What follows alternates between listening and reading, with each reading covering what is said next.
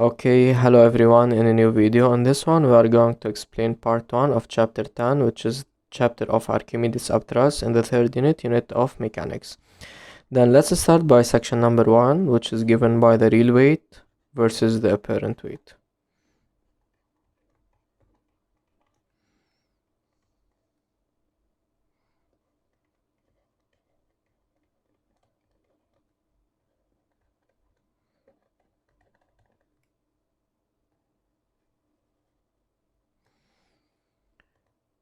So now let's consider document 1.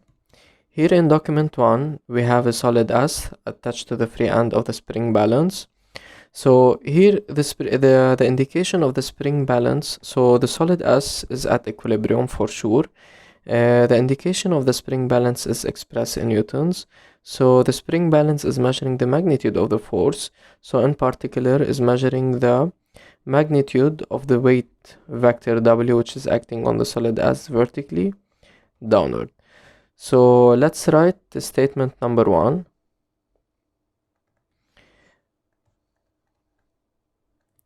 On the suspended object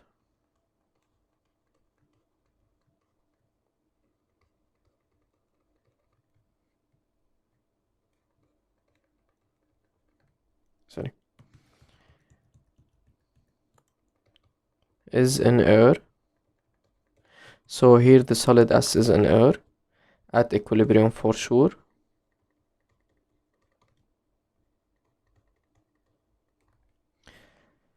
The spring balance indicate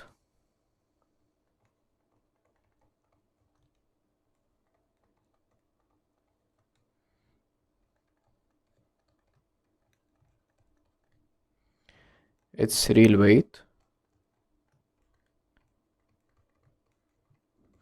and let's denote this weight to be WR. So here the subscript R stands for real. So in this case, for example, the indication of the spring balance is given by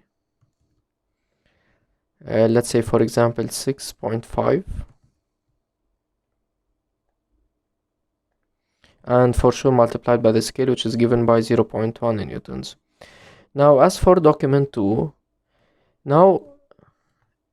so the same experiment, but now the solid S is being immersed in liquid, and as we can see that the spring balance, the indication of the spring balance have changed. So previously in document 1 the indication of the spring balance is given by 6.5 multiplied by 0.1 newtons, and now after we have immersed the solid S in the liquid, so the indication of the spring balance has changed, and now it's given by 4.2 multiplied by the scale multiplied by 0.1 newtons. So now the solid S still attached to the free end of the spring balance, and it is at equilibrium. So and the indication of the spring balance also is expressed in newtons. So the spring balance is measuring the weight of the solid S. But in this case, this weight is different than the real weight. Then let's name this weight to be the apparent weight. So idea number 2, 1. The suspended object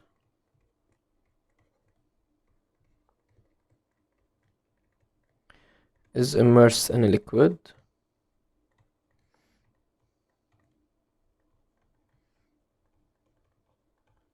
at equilibrium.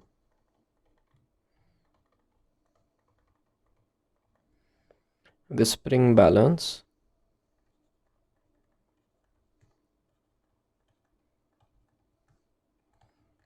indicates its apparent weight.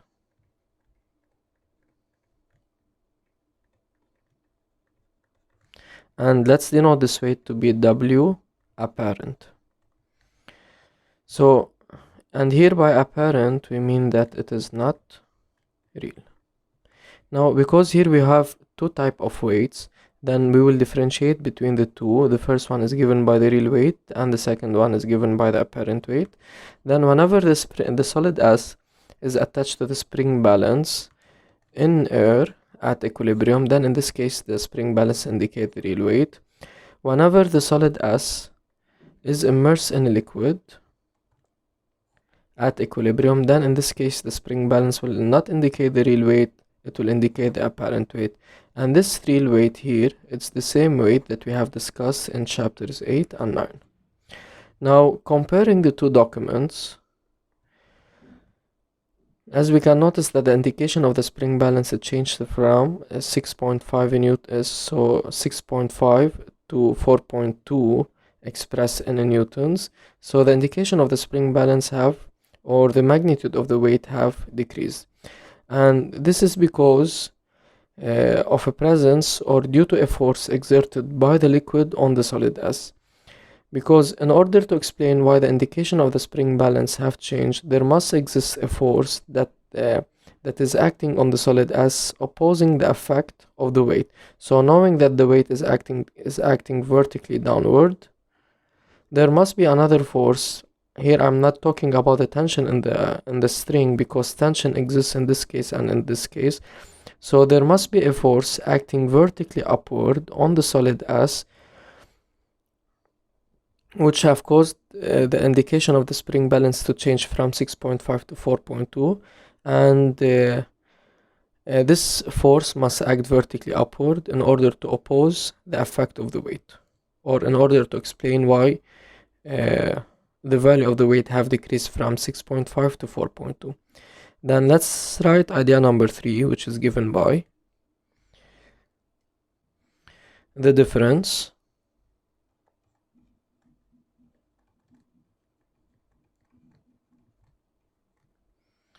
in the indication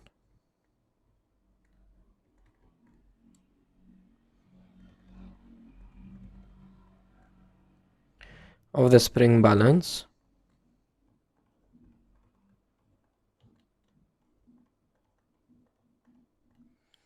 is due to a force. Now let's name this force to be the Archimedes upthrust, because it is the title of this chapter.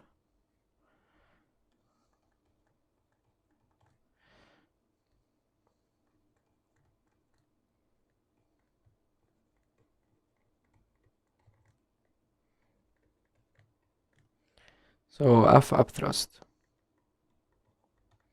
Now let's do a small recap or a summary. Then from the beginning of chapter 8 we have said whenever the object has a mass, then it will be directly subjected to the weight W. Then we have said that whenever there is a support in contact with the solid S, it will be directly subjected to the normal reaction. So normal reaction R. Whenever we have a tension, whenever we have a string or a spring,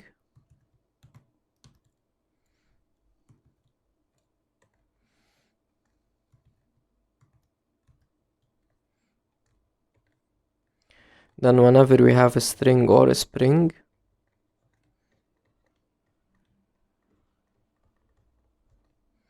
we have the tension force T,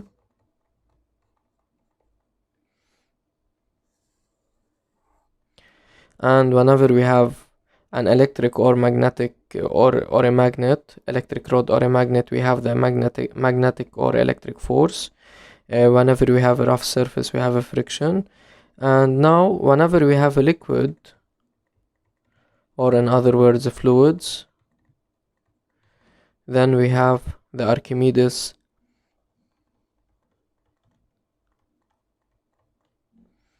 upthrust, F upthrust. So whenever we have a mass, we have a weight. Whenever we have a support in contact with the solid S, we have a normal reaction R. Whenever we have a string or a spring attached to the solid S, we have a tension T. And whenever we have a liquid or a fluid attached to the or in contact with the solid, we will have the Archimedes upthrust, F upthrust. So in the next section we will discuss the properties of the Archimedes upthrust, F upthrust.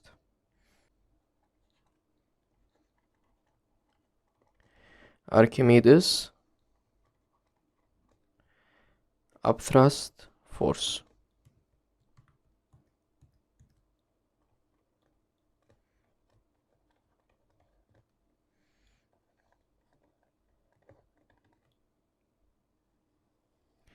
Then, as we have done it previously, whenever we introduce a force, we need to give the physical definition of this force.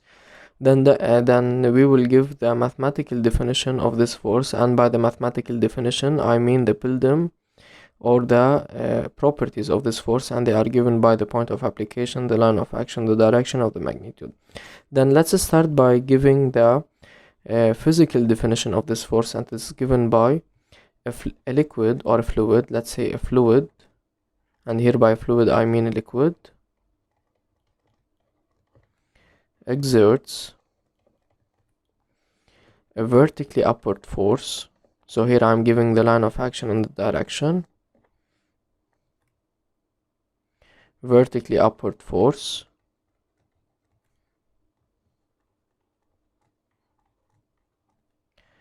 on a body immersed in it.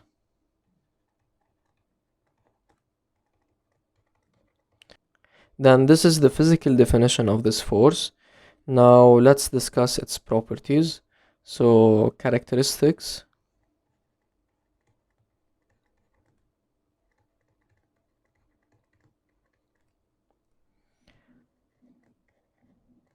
Of the Archimedes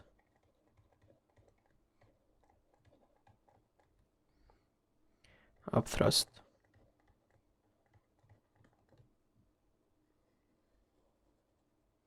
Then, as we have done it previously, in order to discuss the characteristics of the Archimedes upthrust, and they are given by number 1, the point of application,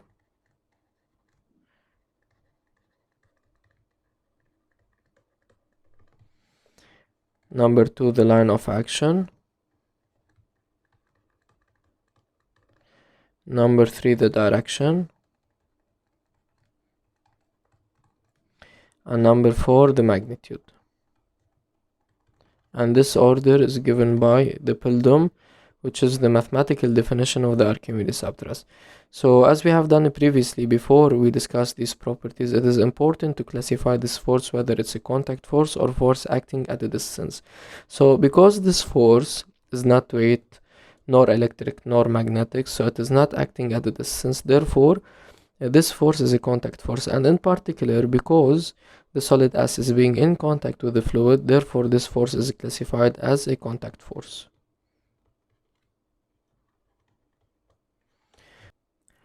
So now, because the Archimedes upthrust is classified as a contact force, so we expect that the point of application will be the point of contact between the two bodies that are at interaction, and they are given by the liquid and the solid S, for example. But here the point of application, actually it will be the center of gravity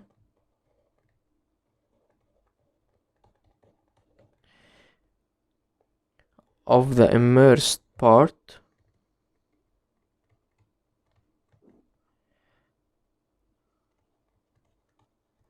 of the object. So what do I mean by this? Now here, suppose we have a container filled with a liquid, and we have a solid S. So part of this solid will be immersed in the liquid. So this is the immersed part. So by immersed, it means that it is inside the liquid, and this part is said to be the emergent part.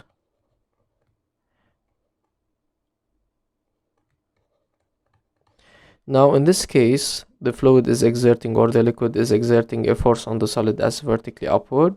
So what's the point of application of this force? It will be the center of gravity of the immersed part. So the center of gravity of the solid S is this point that is here, for example. But here we are saying it is the center of gravity of the immersed part. So the point of application will be this point. So the force F will act on this point vertically upward. I know the point of application of this force is a bit tricky. Later during the exercises I will discuss it in a more detail.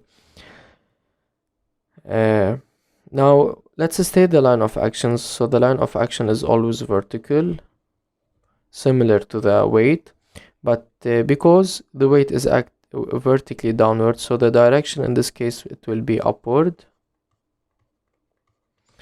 And as for the magnitude, we have three different methods in which one can calculate the magnitude of the Archimedes upthrust force, and they are given by, let's say, the first method, which is part A, for example. As we have said, because the Archimedes upthrust force is due to the difference between the real weight and it is the difference behind the real weight and the apparent weight, so we can say that F upthrust is equal to the real weight minus the apparent weight. So using this formula, we can calculate the magnitude of F upthrust. Suppose this is given by 5 newtons and this is given by 4 newtons, then the magnitude of F upthrust is given by 1 newton. The next method is using the condition of equilibrium.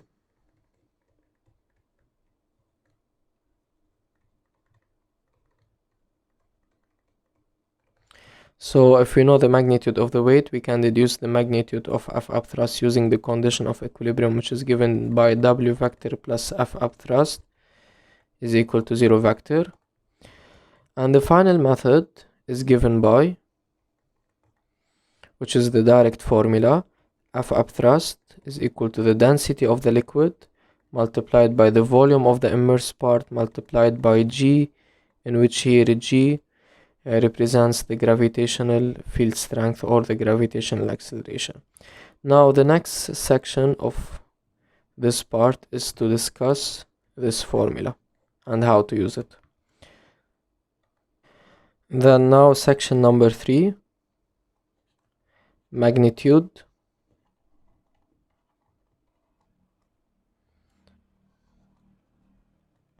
of the Archimedes upthrust force.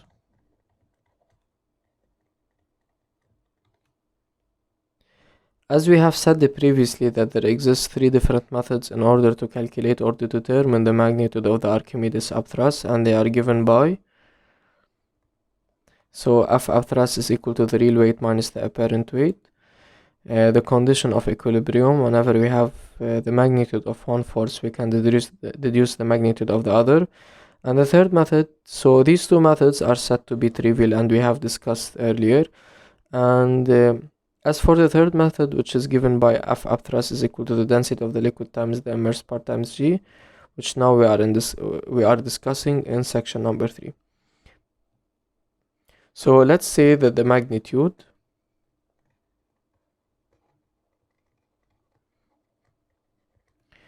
of the Archimedes upthrust is given by, so remember that F upthrust vector has 4 properties and they are given by point of application, line of action, direction.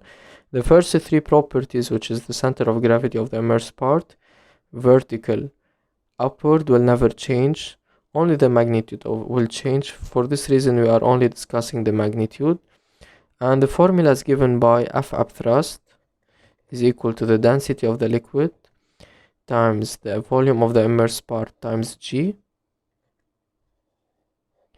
Knowing that for any formula in physics that includes multiply and divide, we can construct a triangle. Then let's construct a triangle for this formula.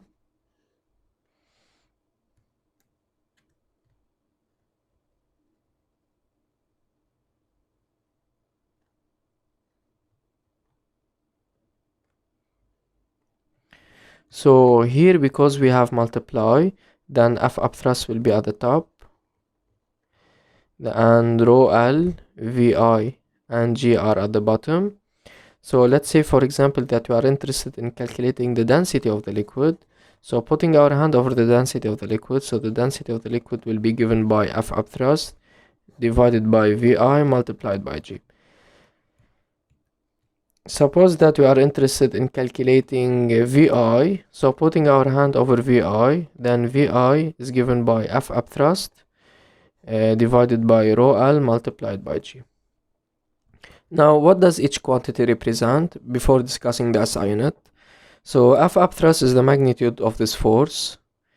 G is the gravitational field strength. So suppose that if we are performing this experiment on Earth, then the value of G is given by 10 newtons per kilogram. Okay, here suppose we have a container.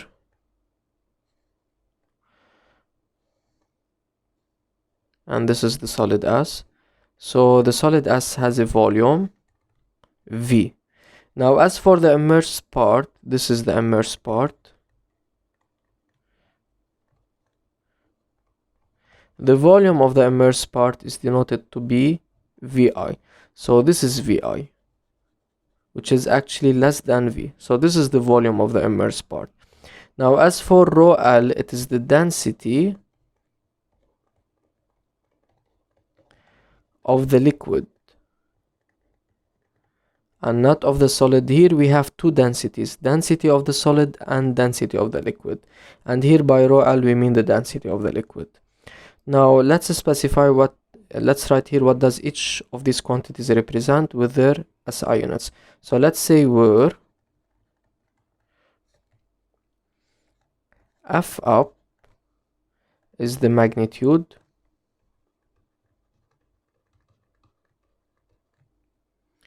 of Archimedes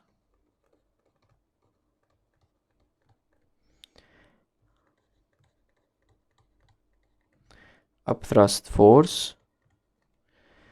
So because it is the magnitude, so it's expressed in Newton given by the symbol, and its name is given by newtons.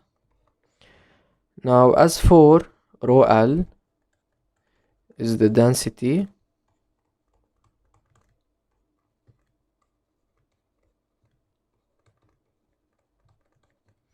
of the liquid. So the unit of the density is given by, we know that, kilogram per meter cube. So it is kilogram per meter cube. Now as for VI is the volume of the immersed part. This is double M. And we know that, so the volume of the immersed part of the object. We know that the unit of the volume in the SI is meter cube. And finally, we know that G is the gravitational field strength.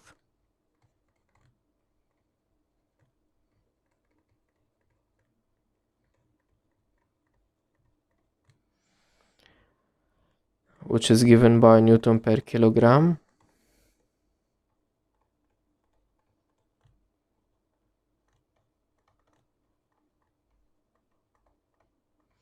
And here finally let me make this important note.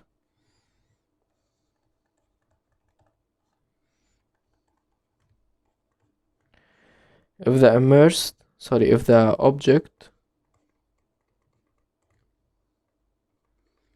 is completely immersed in the liquid,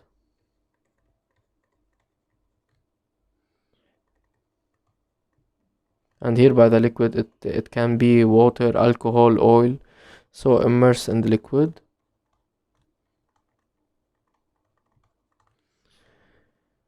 then we have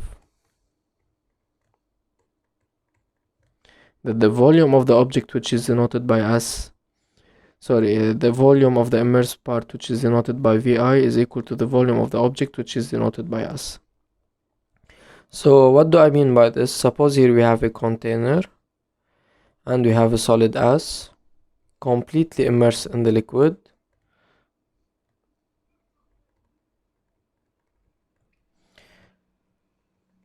So here the solid S is completely immersed in the liquid. What does VI represent? VI represent the volume of the immersed part. So this is the volume of the immersed part. And as we can notice that in this case the volume of the immersed part is equal to the total volume of the object, which is given by V. So whenever the object is completely immersed in the liquid, then we have Vi is equal to V, because this represents the volume of the immersed part. But however, if the object is not completely immersed in liquid, suppose part of it is floating on the surface of the liquid, so this is the volume of the immersed part. So in this case, Vi is different than V, and we know that Vi is less than V. So now, as a direct application on what we have explained, let's solve the following exercise. Exercise number 1. So the aim of this exercise is to identify the nature of a liquid L. For this, we consider a container that contains a certain quantity of L, and the solid S of volume V is equal to 5 times 10 to the power minus 5 meter cube. So this represents the volume of the solid S. We have V is equal to 5 times 10 to the power minus 5 meter cube. Suspended to the free end of spring balance, take G is equal to 10 newtons per kilogram. Number 1. S is at equilibrium in air, document 1. So they mentioned document 1, now we can use it. Notice that till this moment they didn't mention anything about document 2, so they are telling me that the spring balance indicates 3.9 newtons. So the indication in this case of the spring balance is given by 3.9 newtons. What does this indication represent? We know that the spring balance indicates the weight. And we have two weights, the real weight and the apparent weight. Because the solid S is in air, then the spring balance indicates the real weight. So let's say since the suspended object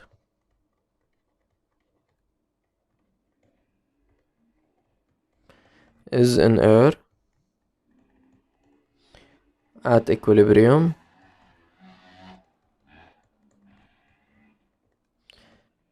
then the spring balance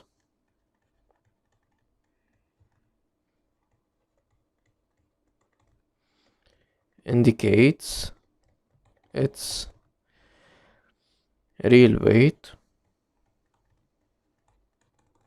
So in this case the real weight is given by 3.9 newtons.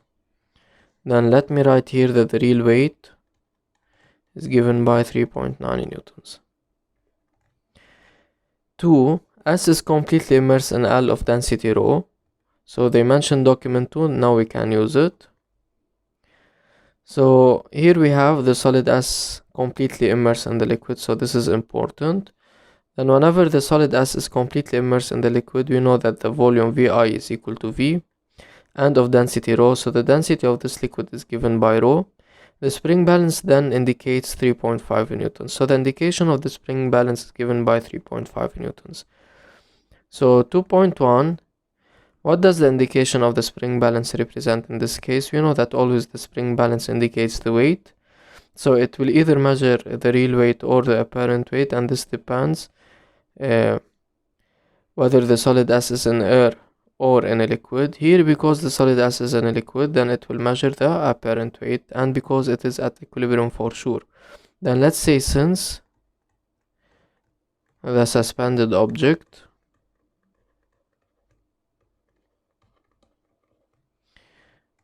is immersed in a liquid,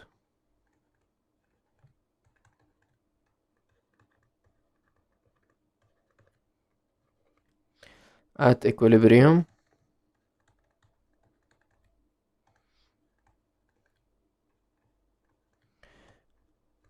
then the spring balance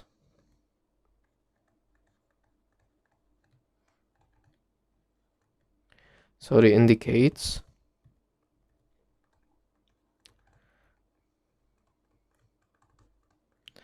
its apparent weight.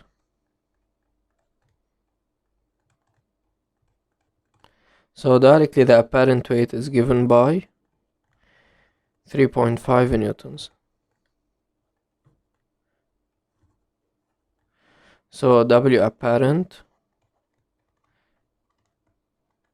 Now here, looking at what we have determined, the real weight and the apparent weight, so we can directly determine the magnitude of the Archimedes upthrust force. So we expect that later to be asked about the magnitude of the Archimedes upthrust force F upthrust. Now in 2.2 they are telling me give the name of the force that led to a different indication on the spring balance. So we know that this force is due to the Archimedes upthrust force F, because whenever we have a liquid and a solid S is in contact with this liquid, then it will be directly subjected to the Archimedes upthrust force. Now let me make some space.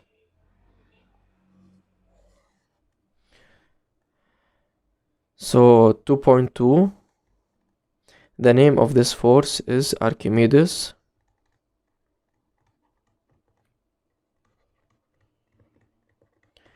upthrust force F upthrust. Now in 2.3, calculate the magnitude of this force. So because we have the real weight and the apparent weight, and we know that the Archimedes upthrust is due to the difference, or the difference in this indication, so it's given by F upthrust is equal to the real weight minus the apparent weight, and the value of the real weight is given by 3.9, whereas the value of the apparent weight is given by 3.5. So the value of F upthrust is given by 0.4, because both of them, real weight and the apparent weight, are in newtons in the SI, so the value of F upthrust will be in the SI, which is in newtons.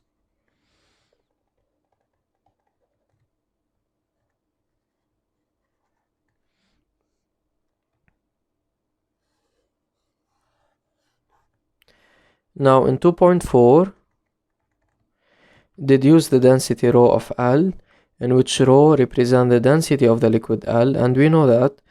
So the word deduce means that we need to use the part just previously before. In part 2.3 we have determined the magnitude of this force, which is F upthrust is equal to 0.4 in newtons, and we know that the magnitude of the force and the density of the liquid are related via the following formula. So F upthrust is equal to the density of the liquid, which is rho L, multiplied by the volume of the immersed part multiplied by G. Knowing that, we are interested in calculating rho L, so constructing the triangle of this formula, because we have multiplied and F upthrust will be at the top, rho L, Vi and G are at the bottom, we are interested in determining the value of rho L.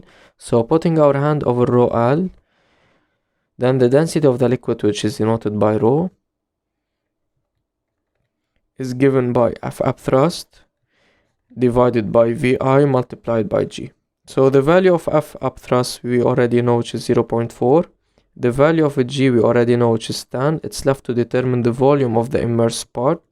So this is the volume of the immersed part. So because S is completely immersed in the liquid, which is this statement, then we have Vi is equal to V. So here let's write between the brackets, since S is completely immersed in the liquid, then we have that Vi is equal to V. And this statement is important. Usually they give half a mark for this statement. So now let's rewrite the expression of rho by replacing Vi with V. So rho is equal to F upthrust divided by V multiplied by G. The value of F upthrust is given by 0.4. The value of V in the SI is given by 5 multiplied by 10 to the power minus 5.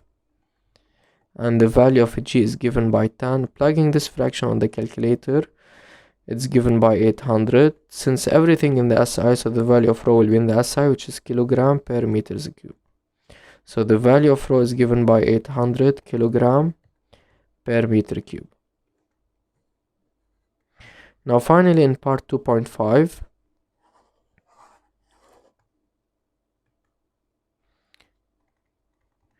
by referring to the table below, deduce the nature of L. And deduce, it means that we need to use the part just previously before. In part 2.4 we have determined the density of rho, which is given by 800 kilogram per meter cube. In this table we have different liquids, and they are given by alcohol, vegetable oil, olive oil, acetone and water. So by comparing this density with the following densities, we can directly deduce that alcohol, the nature of this liquid is alcohol, because both densities are equal. So let's say, since the density of L is equal to the density of alcohol, between brackets, which is given by 800 kilogram per meter cube, then the nature of this liquid is alcohol. And by this we have finished solving this exercise. So that's it for me in this video, guys. In the next part we'll complete solving exercises on what we have explained in this chapter.